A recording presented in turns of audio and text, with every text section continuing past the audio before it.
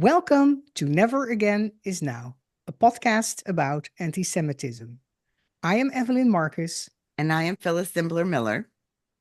Of all things, days after the American presidential elections, Amsterdam became the world's biggest news item. On the night of the national commemoration of Crystal Night, hundreds of Muslims went on what they themselves called a Jew hunt, chasing large amounts of Israeli soccer fans who were in town.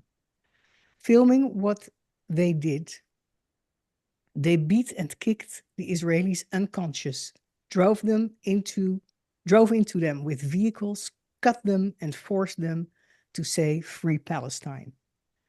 Who better to discuss this with than with Leon de Winter, who is our guest today? Leon de Winter is one of Holland's most prominent news contributors, columnist, filmmaker, and best-selling author. Leon, welcome to our show. It is an absolute honor to have you. And it's an absolute joy to be with you. Thank you. Thank you. Phyllis, you asked the first question. Leon, as a Dutch Jew and the son of Holocaust survivors, how did you personally experience what happened in Amsterdam? I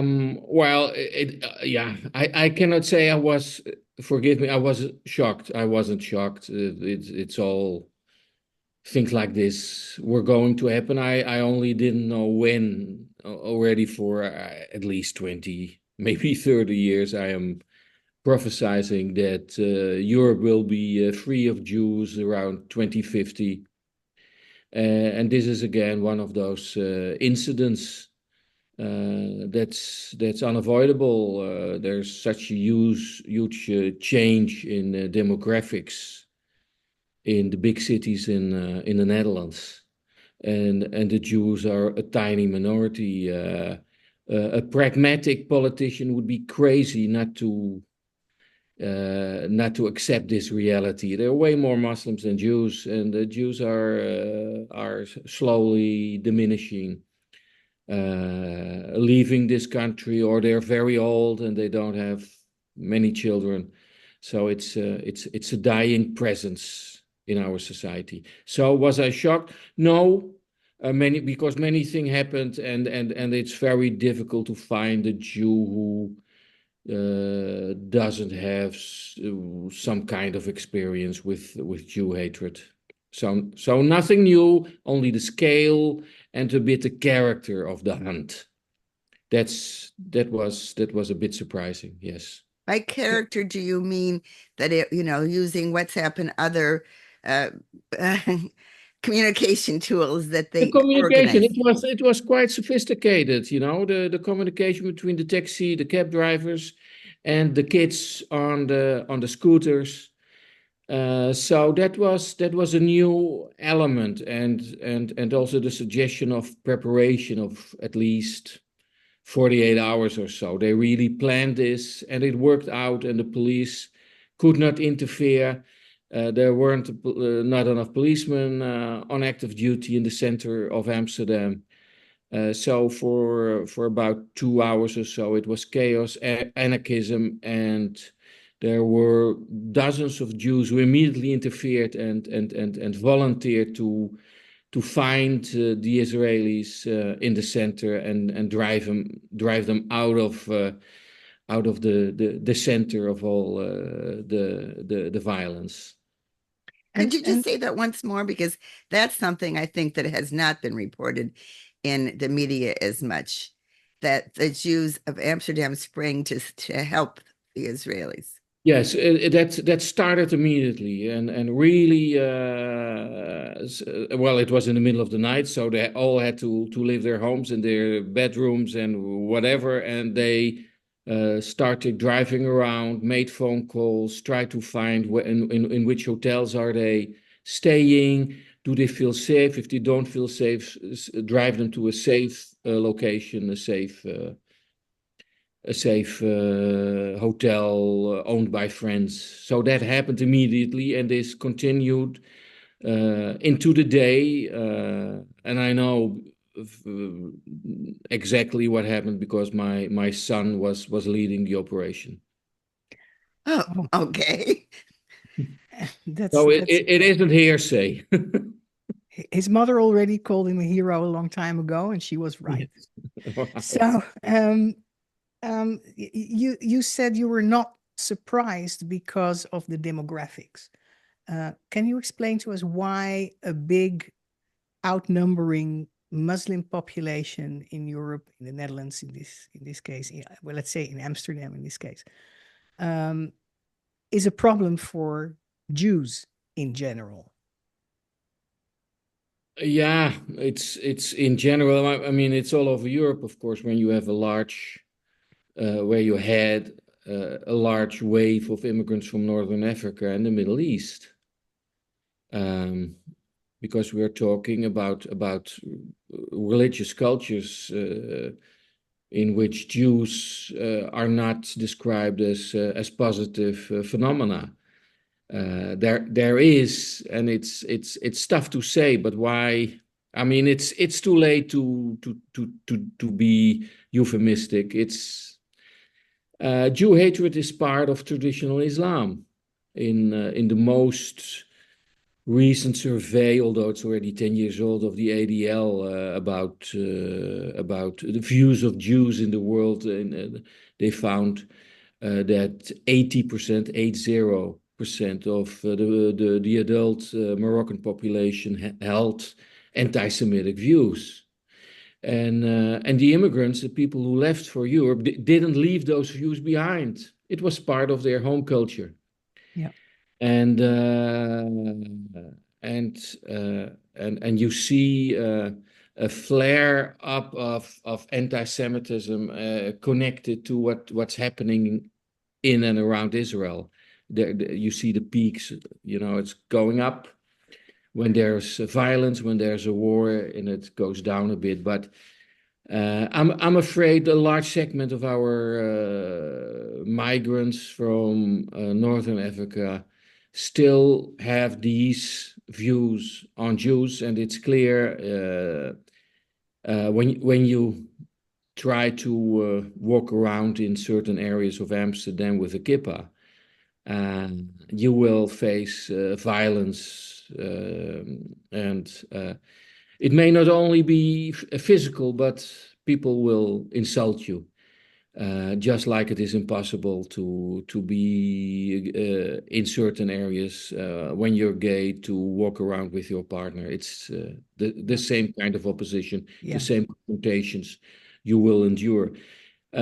So yes, that's part of it. Well, maybe it's not part of it. It's the essence, as far as we know at this in this period of history. We don't see this type of hatred with migrants from other European countries or from India or from China, uh, because they are not they didn't grow up with this type of Jew hatred. Right. And that's a huge problem. It's also because it's not only limited to Jews. I mean, you may be pragmatic as a politician to think, okay, I have to find some kind of arrangement with our new Muslims, and I don't care for the Jews because they will not be there. They are. I mean, we're talking about 35,000 Jews in the whole country. It's nothing. So it's completely unimportant. But the Jew hatred is, and that's what, if you are honest, feel it's anti-Western. It's also anti-Christian. It's anti everything that we in our time and age in Western society cherish, what we feel are our values.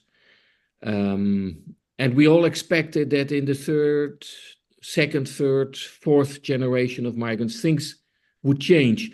For a part, yes, there are absolutely Muslims, Moroccans, children, grandchildren of the original migrants. The original migrants, by the way, were never outspoken anti-Semitic. On the other hand, the kids heard it, and it has been, of course, and now enlarged and deepened by social media and Arab TV stations.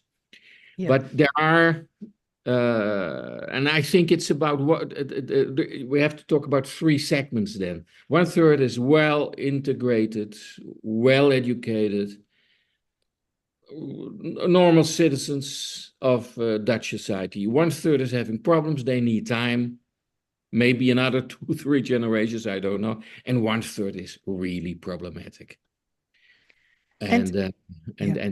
and hard to reach. And was there also outside organizing?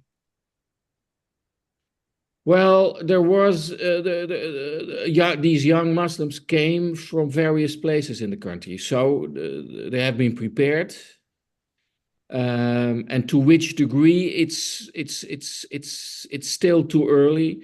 We have these students demonstrations, the well-known Free Palestine gatherings, which you see all over the whole Western world.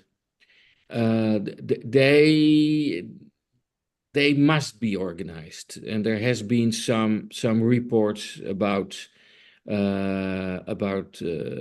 Palestinian organizations connected to terror groups who have infiltrated various countries already, focused on student groups who have coalitions with extreme leftists like the Trotskyites of what here in Holland. Well, it's an international group. The International Socialists. You see these groups all over the place. So this is happening. It's there because they have the same ambition. It's the breakdown of Western society. So they aim for the same, and then they think one of the two wings will be the strongest, and you'd better be the first one who is the strongest, because only then you can kill the other group, because you know one of the two groups will die. Yeah. So, but at the same time, yes, it's worrying, and we're talking about people who really have awful ideas about Jews. At the same time, looking at the general population, it's different. We are not talking about sentiments, about hatred that's being maintained by the majority of the Dutch. So that's the thing we should keep focus on, that we're not going completely nuts about this. Yes, it's terrible and it happened and we have to limit it.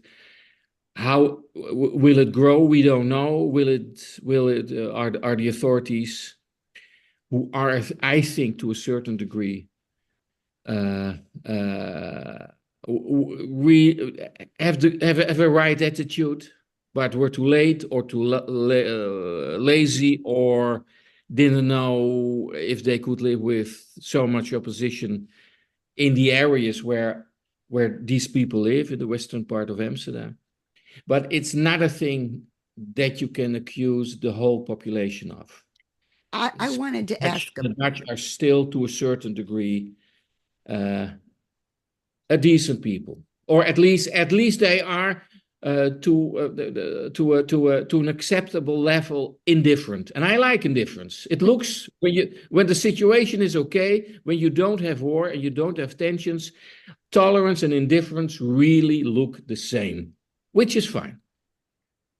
What about, how was this reported in the newspapers, especially in rural Holland, where the percentage of immigrants, I understand, is much less? I mean, what was the general attitude that was discussed in the country? Well, people were disgusted, and in various degrees. The most interesting thing, of course, are in our Dutch version of the Bible Belt. There was really an outburst of pro-Israel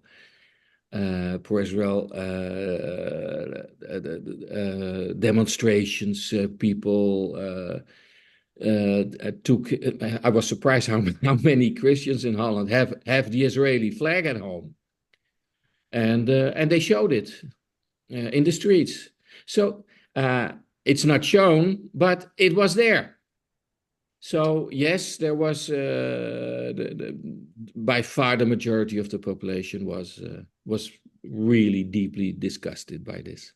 And were there any Muslim leaders who spoke out against it? No, that didn't happen. And that's the thing, because I talked about these three groups. Mhm.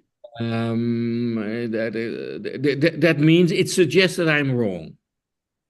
But you need these type of violent incidents to find out to which degree also the leaders of the Muslim leaders of Muslim communities, Muslim intellectuals, if they want to speak out or not. Well, they did not, and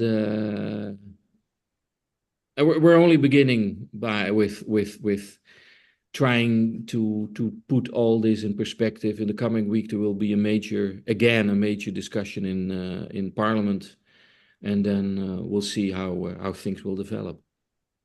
And how did the media report this? How did they talk about it? First, they were also in shock, and then they,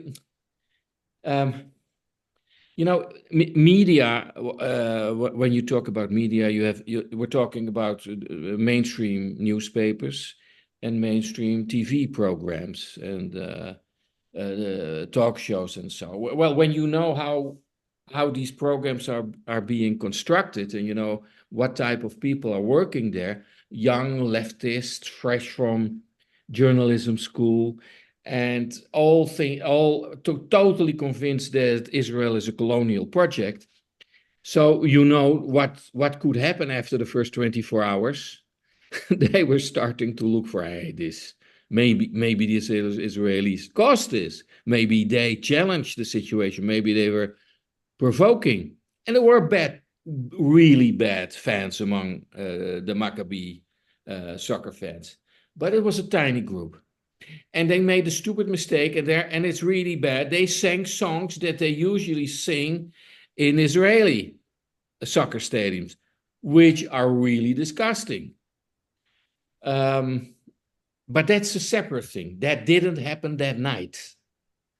There were some skirmishes earlier.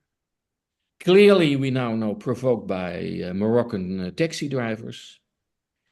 But you saw the media moving. They came out of the first shock, and then they tried to figure out, well, maybe we should blame the Jews. That's more in line with the narrative we prefer, and we are now in the middle of that. So now you can't read the newspaper. Well, apart from the newspaper I'm writing for, the Telegraaf, which is really amazing. It's an amazing newspaper. The number one in the country, and also the most pro-Israel. Well, the only pro-Israel, I must say. And the news, the TV stations, the talk shows are totally, completely unbearable. At least when you want to have a clean, clear, honest view of what happened that night. They're moving, they're trying to hide, and they take things out of context all the time. So that's what is happening. We are now. It will also, that will fade out. It will fade away, and then we have to wait for the next violent incident.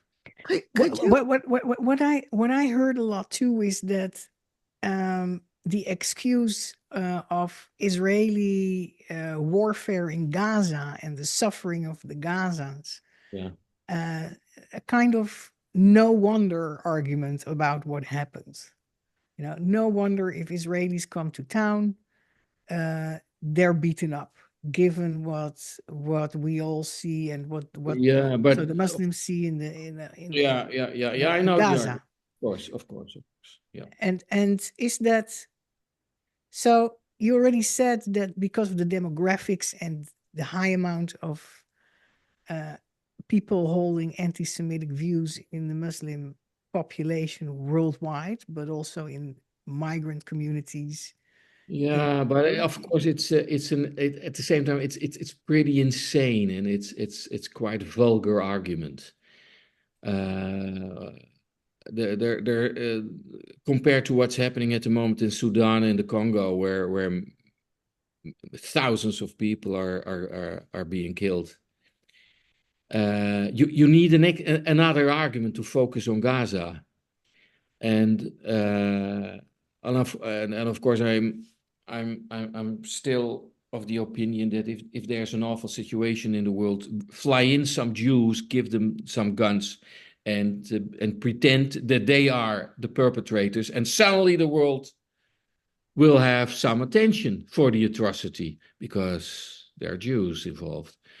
It's incomprehensible this focus, this identification with Gaza without a tradition of anti-Semitism. That's driving the whole situation and it's also enlarging the idea of the superior white Jew who is suppressing innocent people, killing innocent people. And that's for a part of the Muslim population. That's a thing that they can identify with.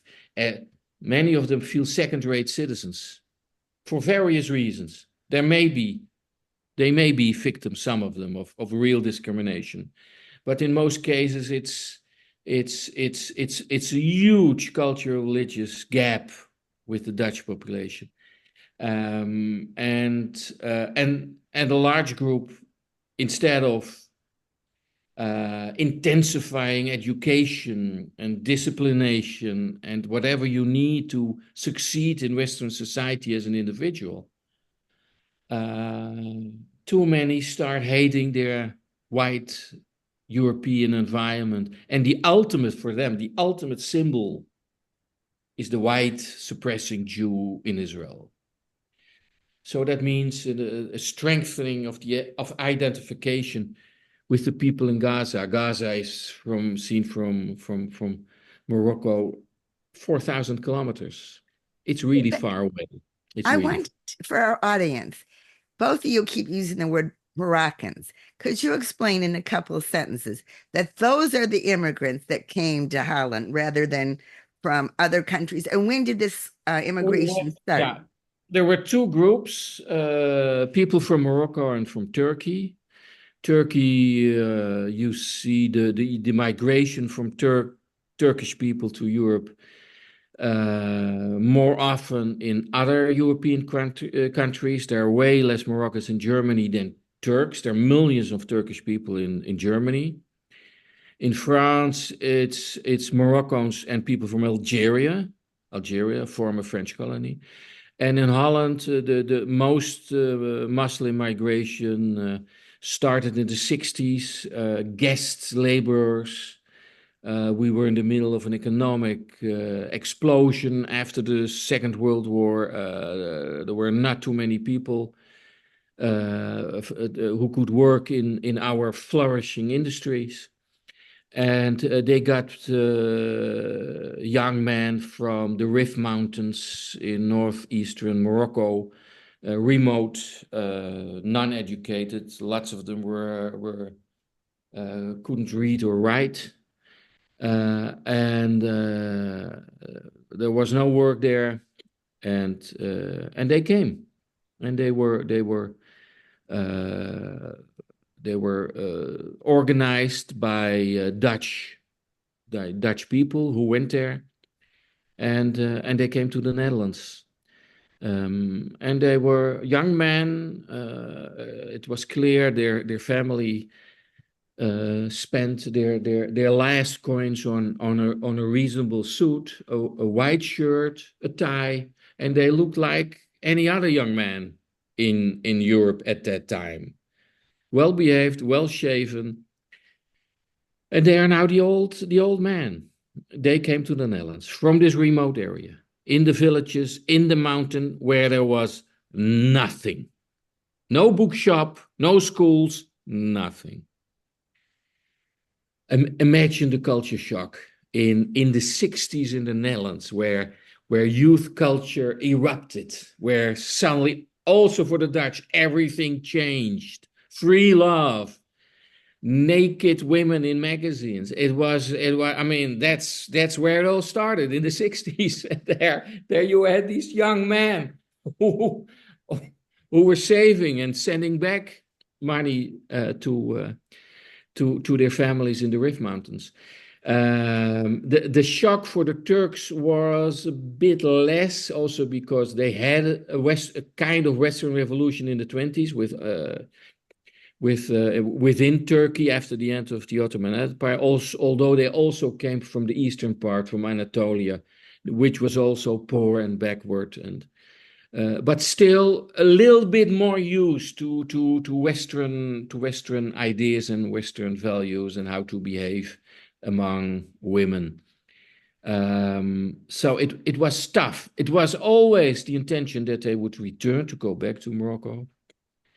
But of course, then you have people, politicians, and who think, well, maybe there are really good, nice new voters for my party, just like the illegal immigration to the US.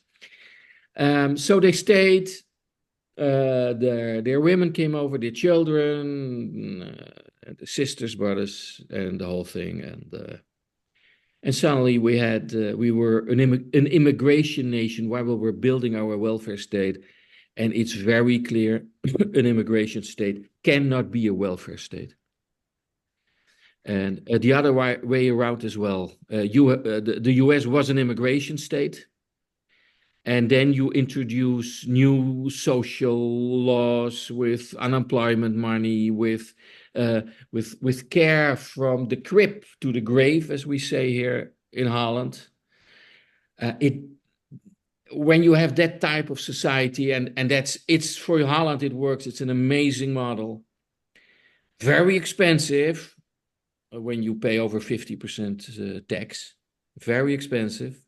But it works when you have a high level of trust, of social cohesion, when you have a group, completely outgroup from people with totally different values from another culture, who also don't have an educational background, who didn't study, who don't know how you need to read a newspaper.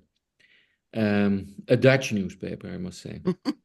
then you get some problems in society, and well, we got them. And not only here, you see the same developments. Of course, you saw them in France, in Belgium, in Germany, in the Scandinavian countries, in the UK, everywhere. When you have this type of welfare societal model, high taxes, high security, excellent medicine care, etc., etc. It's amazing, very expensive, but you need social cohesion. When you bring in groups from a different, and this, well, not only from North Africa, Middle East, with a Muslim background, it's unfortunate you get problems. We never had problems with, for instance, Chinese migrants. You never hear them. Vietnamese migrants, never hear them. Integrate within half a generation. Study hard, work hard, very successful people. India, the same. Also, it works well. But these groups need some help, support, and correction. Do you think that politicians who are now in power, like Geert Wilders, Donald Trump, not in power yet, but will be soon, and Benjamin Netanyahu, that they will influence the probability of this kind of anti-Semitic outbursts that we have seen in Amsterdam recently? What do you think they will influence that? Well, it's tough to influence. I mean, you have to start with suppression. That's where it starts, and you need to be tough. And of course, again, now I hear in the talk shows again. Well, it's. Oh, I'm so sorry. We need more education. We're talking about fourth generation. It's not about education. Well, by the way, it's almost impossible to talk about Jews and the Holocaust in Dutch high schools. They don't accept it. The students, the pupils with a Moroccan or Muslim background. It's very tough to teach these young kids about the Holocaust. They deny it, or they shout at teachers, and it's tough. So how to well, maybe within a different type of society, and it could be more successful in the US with such a very strong new administration that's very clear about its own values. We don't have that type of administration in the Netherlands. We will always first think of we have to sit down and have a cup of tea and we listen to each other, which is in itself not bad, of course. It's a repetition of tolerance and indifference is fine under normal circumstances. But when circumstances change, or when, like in this case, the Middle East is taking such an awful priority in the media, then suddenly indifference is not enough anymore. So I'm not sure. I think in the end, Jews will leave Europe, and that will be the end of this very tragic love story. One-sided love story. It has always been a very one-sided love story. It has never been answered to an acceptable degree, the love of the Jews for Europe, to which they contributed so immensely. But it's we will leave, and it's tragic, and it's awful. But we have to be realistic. When you have a tiny group of 35,000 people in a nation of 18 million, with that population that isn't growing. Mm-hmm. Well, the Muslim population is growing. But the Muslim population is growing. So you have to be very clear that things will definitely structurally change. Is the majority willing to change course, to be more corrective, to be more repressive? It will be tough, because we are so used to being this indifferent, tolerant country since the Second World War.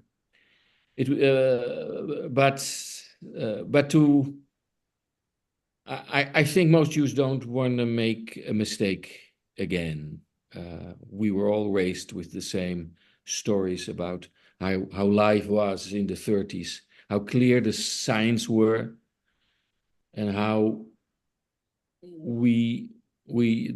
our parents and grandparents, one way or the other, survived.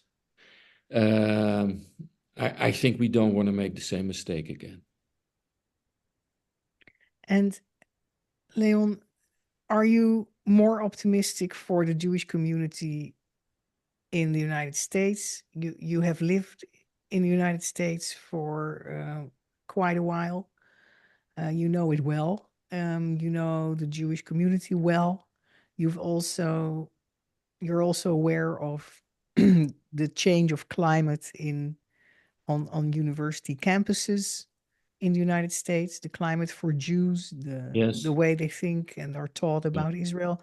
Yeah. What is your expectation for the Jewish community in the United States? Will they have a future in the United States? Well, things changed a bit.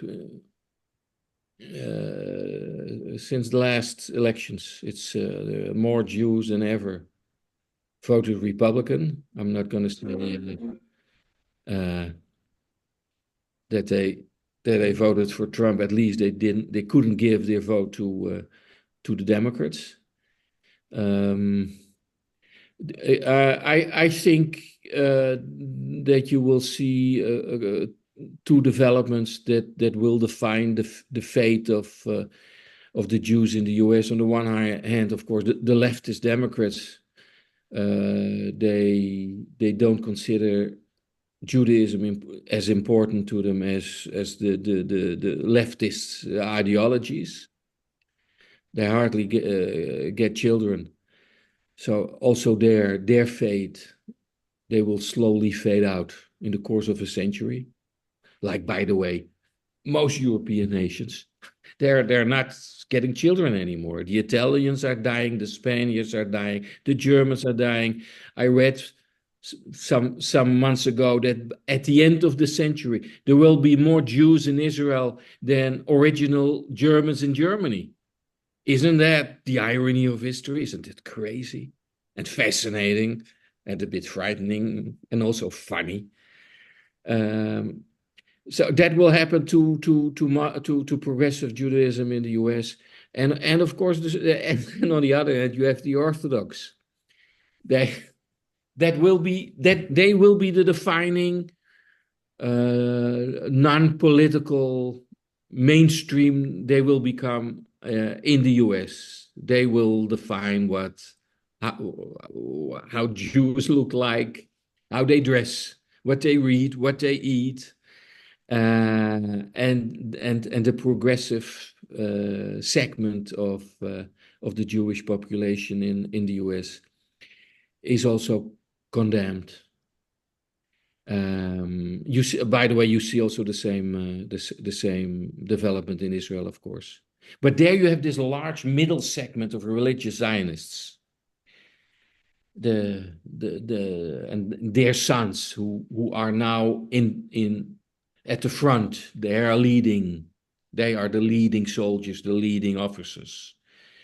That will and progressive Judaism in Tel Aviv, which I like, I adore Tel Aviv. They have to make room. So there you have also three. You see the development of three groups with their own identity: the Orthodox, the very Orthodox, the religious Zionists, and the liberal Jews in Israel. I think they will create some kind of balance. But in the U.S., I don't know if in 50, 60 years there will be that many liberal Jews living.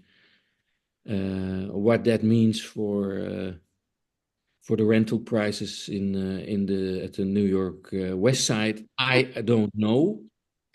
But they maybe it becomes affordable to live in New York.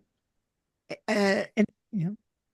And I don't think a lot of our audience will get it, but we have a family friend who says that within a certain number of years, there will only be two kinds of Jews in the United States, the Amish and the Irish, by which it means, exactly what you just said. The Irish, whatever they eat. So the Jews will remember latkes or whatever, but that's it. And then the Orthodox. Right. So that's you describe a process of assimilation, cultural assimilation, and also physical assimilation of Jews in the United States. Yes. But not a process of being driven out like we see in Europe. No, is that correct? Would be, yes, I don't see. That's not part of American tradition, of American culture. And you don't, in the past, most Muslims that migrated to the US were well educated, often well-to-do people. So it's a totally different socioeconomic group to which most Muslims who went to the US came. In Holland, in Europe, it's different. We got the poorest. We got the people also the people from the Rift Mountains in Morocco are considered by the Moroccans who live in the big cities, like Casablanca or Fez, as, simple, stupid farmers. So they were also they had a second, third-rate position in their own society, and they came to Europe looking for a job, for food for their family. Completely understandable. It's different in the US. There you have, a well-spoken, well-educated Muslim elite. And so I don't see a direct conflict between, although you have these elements. I know that are also groups that are not that pleasant to deal with, but of course Jews will remain always in the US. There's not a question. So as we come to at the close of this really interesting discussion, is there anything that we like to try and give our grassroots listeners something to take away that they might be able to do? It's not just giving money to an organization. So, and to us, it's really, I think I can speak in Evelyn's name too. It's what you said earlier that we didn't speak a lot of. It's understanding that these people these groups are undermining Western civilization, and that our non-Jewish neighbors are as much as at risk of their civilization being trampled on as Jews are. Is there anything that we can do? What advice do you have? Listen to this podcast, read. There's nothing we can do. This is an internal process within Islam. There are reformers. Look at the Gulf states. Look at Saudi Arabia. Even Saudi Arabia, where Mecca and Medina are. There's a huge revolution at the moment going on in Saudi Arabia. There, the future of Islam will be defined. And things will change if we are very careful, and they will change. It will take more generations, but they have to liberalize, modernize the way lots of Muslims experience their religion. You cannot change the holy books. The Quran will always be the Quran, which is a very important historical literary book. At the same time, as a religious book, it's quite awful, at least in my opinion. I read it numerous times. How can you create some distance between your belief, your rituals, and what is clearly a very important text? There you need the reformers, and it's going on. It's happening as we speak in the Middle East, not in Europe, which I always expected 20 years ago. I thought the reformers will be European Muslims, and I am totally wrong. It's happening in the Middle East, and rightly so, because there it started, and there the reformers will change the course of their religious history. So to a certain degree, I am optimistic. In the long run, in the short run, it will be tough, and things will get more intense, and you can't do shit. Unless you wanted to add anything else to those inspiring words. Yes, those are the last inspiring words. Okay, then I'm going to close this conversation now by thanking you so much, by thanking our listeners. For those of you who want to know more about Evelyn and myself, you can go to Never Again Is Now podcast at YouTube, Spotify, and Apple Podcasts. And as we say at the end of every interview podcast, please speak up against anti-Semitism and all hate.